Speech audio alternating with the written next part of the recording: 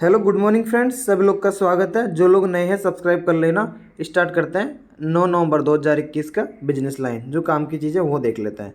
सबसे पहले तो यहाँ पे स्टॉक मार्केट रिलेटेड न्यूज़ है कि 25 फरवरी से जो हमारा सिक्योरिटीज़ में जो ट्रेडिंग होता है T+1 सेटलमेंट होगा।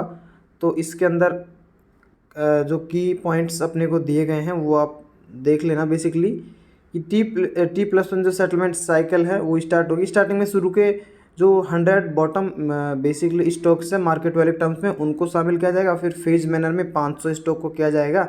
तो बेसिकली फास्ट सेटलमेंट के लिए T+1 सेटलमेंट होगा। फिलहाल अभी T+2 सेटलमेंट चलता है सिक्योरिटीज मार्केट में।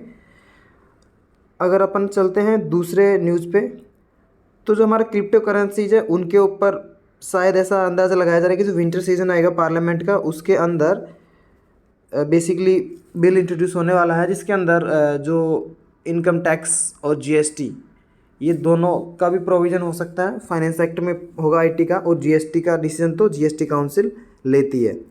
तो इसके अराउंड ही दोस्तों इसमें ये बात इसमें जो आर्टिकल में बताई गई यही है कि फ़िलहाल जो है क्रिप्टो करेंसीज को एक करेंसी की तरह नहीं यूज़ किया जाएगा बेसिकली, क्योंकि फियाट करेंसी के यहाँ पे कैरेक्टरिस्टिक्स दिए गए हैं। ये बैक्ड बाई स्टेचू होती है और regulated by RBI in consultation with government of India. तो अभी फ़िलहाल यही बताया जा रहा, अंदाज़ा लगाया जा रहा है कि जो क्रिप्टोज है उनको एज असेट इन्वेस्टमेंट कैटेगरी की तरह मतलब दर्जा दिया जा सकता है, और उस केस में वो सर्विसेज के लिए जीएसटी लग सकता है ट्रेडिंग के लिए, और कैपिटल गेंस के लिए बेसिकली इनकम टैक्स लग सकता है। तो यहाँ पे जब पार्लियामेंट में बिल आएगा तो वो डिटेल में जब बातें होगी अपन उस टाइम में देख लेंगे। अभी आगे चलते हैं। इसके अलावा जो एफएससीआई जो फूड सेक्टर का जो रेगुलेटर है, food safety and standards authority of India, इसने जो बाहर की कंपनियां जो बाहर प्रोड्यूस करके मैन्युफैक्चर करके इंडिया में जो फूड प्रोडक्ट्स भेजते हैं उनके ऊपर और ज़्यादा रेगुलेशंस को टाइट किया है इन्होंने।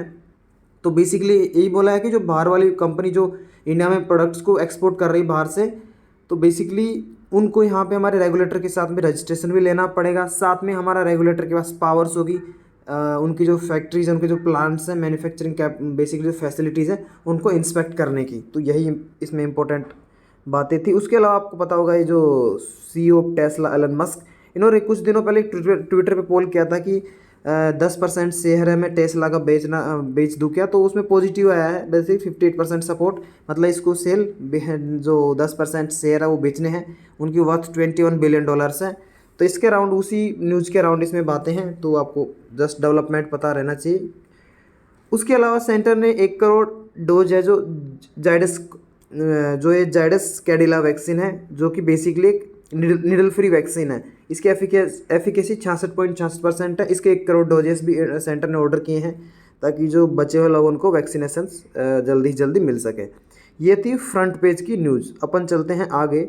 यहाँ पे आरबीआई का जो कंज्यूमर कॉन्फिडेंस इंडेक्स जो है सीसीआई, मैंने पहले भी अलग से वीडियो में कवर किया। इसके अराउंड डेवलपमेंट्स आपको पता रहने चाहिए। उसके अलावा अपन आगे चलें तो यहाँ पे अभी फ़िलहाल ये जो है वीनू श्रीनिवासन चेयरमैन है टीवीएस मोटर कंपनी, इनको अभी पद्म भूषण अवार्ड मिला है। हमारे राष्ट्रपति हैं उन्होंने दिया इनको अवार्ड। तो अभी रिसेंटली जो अवार्ड्स मिल रहे हैं पद्म भूषण, पद्म विभूषण, ये सब आपको पता रहने चाहिए किसको क्या मिला है। उसके अलावा बात करें तो अपन यहाँ पे ये जो लीड इंडेक्स है इसका अपन ने अलग से वीडियो बना दिया है, logistics ease across different states, जिसका 3rd एडिशन अभी रिलीज़ हुआ है।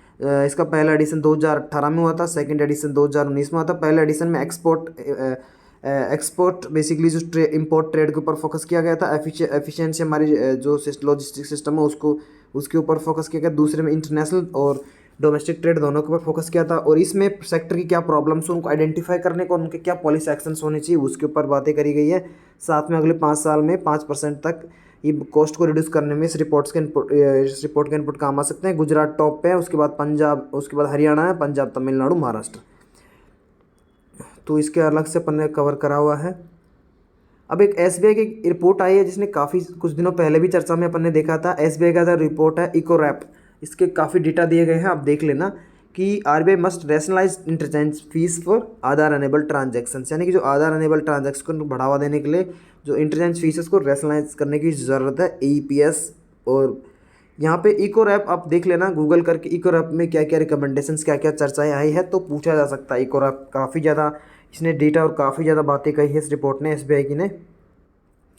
तो अब अपन आगे चलते हैं। उसके बाद में नेक्स्ट न्यूज़ है यहाँ पे, जो एनक्लेट है उनके नए चेयरमैन कुछ दिनों पहले अपन ने कवर किया ही था, अशोक भूषण जी, इन्होंने चार्ज ले लिया है।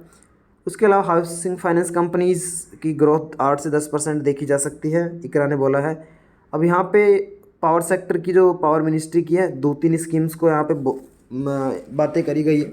बेसिकली उनका क्या ऑब्जेक्टिव था वो देख लेते हैं, पूछे जा सकते हैं ऐसे क्वेश्चंस भी। देखो इसके अंदर 3 स्कीम्स को मेंशन किया गया है जो मिनिस्ट्री की पॉलिसीज़ है।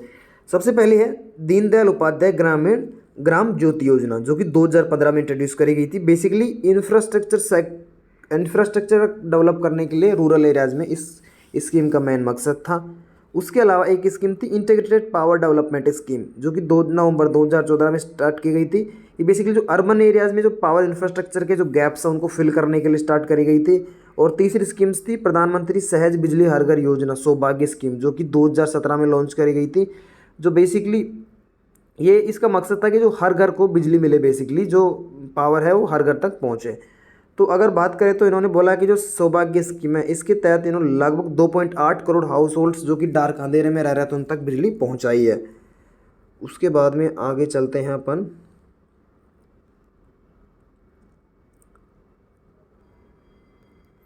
इसके बाद में अपन आते हैं कम्युनिटीज़ वाले पेज पे, पेज नंबर 8।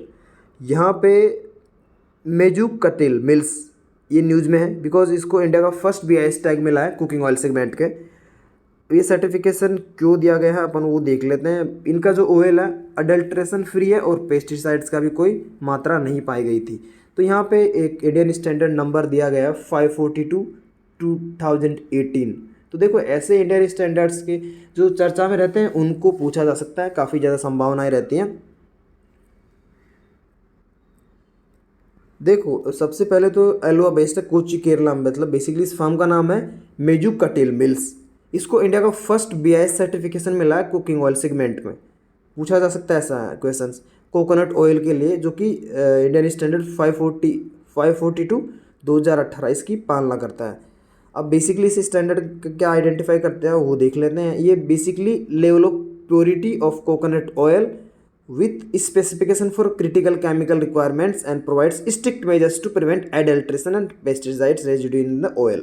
सो आपको ये जो इंडियन स्टैंडर्ड है पता रहना चाहिए। आगे चलते हैं। यहाँ पे एक जनरल आर्टिकल है इकोनॉमी के बारे में कि गवर्नमेंट इज एक्सपेडिटिंग इंफ्रास्ट्रक्चर प्रोजेक्ट्स। तो ओवरऑल सभी सेक्टर्स में कि हम लोग काफ़ी इंफ्रास्ट्रक्चर बना रहे हैं। हम लोग जो बेसिकली है काफ़ी सारे हाईवेज, वाटरवेज और metro lines, modern railway stations, और हम लोग इंफ्रास्ट्रक्चर को बूस्ट कर रहे हैं। हेल्थ सेक्टर के infrastructure, health and wellness sectors की, तो सबके ऊपर फोकस किया जा रहा है। उसके अलावा पार्लियामेंट का विंटर सीजन होगा नवंबर 29 से दिसंबर 23, टोटल 20 सिटिंग्स होगी। यहाँ पे एक बहुत ही खूबसूरत पिक्चर है जिसके अंदर जो कैटल फेयर जो होता है, annual cattle fair Pushkar Rajasthan में होता है। ये मतलब 2 साल के बाद हो रहा है बिकॉज लास्ट ईयर जो है यहाँ पे कोविड की वजह से नहीं हुआ था। काफ़ी सुंदर पिक्चर है। यहाँ पे पूछा सकता है कि फेमस कैटल फेयर कहाँ पे होता है, अजमेर पुष्कर राजस्थान।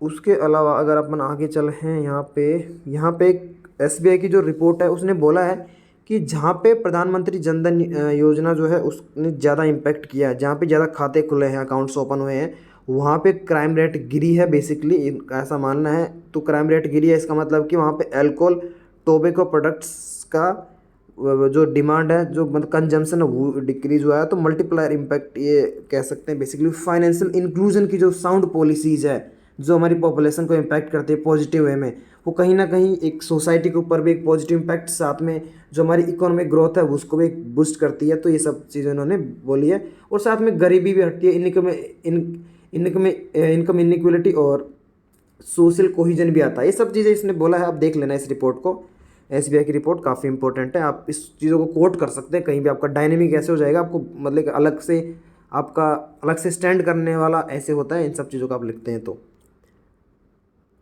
उसके अलावा अपन आगे चले तो बेसिक कंट्रीज़ वही जो COP26 चल रहा है ग्लासगो में, उसके अराउंड यहाँ पे वही बोला गया कि जो डेवलप्ड कंट्रीज़ है जो उनका फंडिंग देना, क्लाइमेट फंडिंग, उसके बिना कुछ हो नहीं पाएगा। तो उनको सपोर्ट करना ही रेस्पॉन्सिबिलिटीज जो उनका पैसा देने की वो उनको पूरी करनी चाहिए। तो यहाँ पे यही बातें सब करी गई है। उसके अलावा ये जो खबर है वही आपको पता होगा इंडसइंड बैंक का, जो रिसेंटली कल परसों अपने कवर किया है, टेक्निकल ग्लिच वाला पार्ट। अब अपन आ गए हैं लास्ट न्यूज। आज की जो लास्ट न्यूज है एनएफटीज। कुछ दिनों पहले आपको पता होगा अमिताभ बच्चन जो उनके फादर या ग्रैंड फादर है, उनके जो एनएफटीज नॉन फंजिबल जो टोकन्स हैं उनको बेचा है उन्होंने।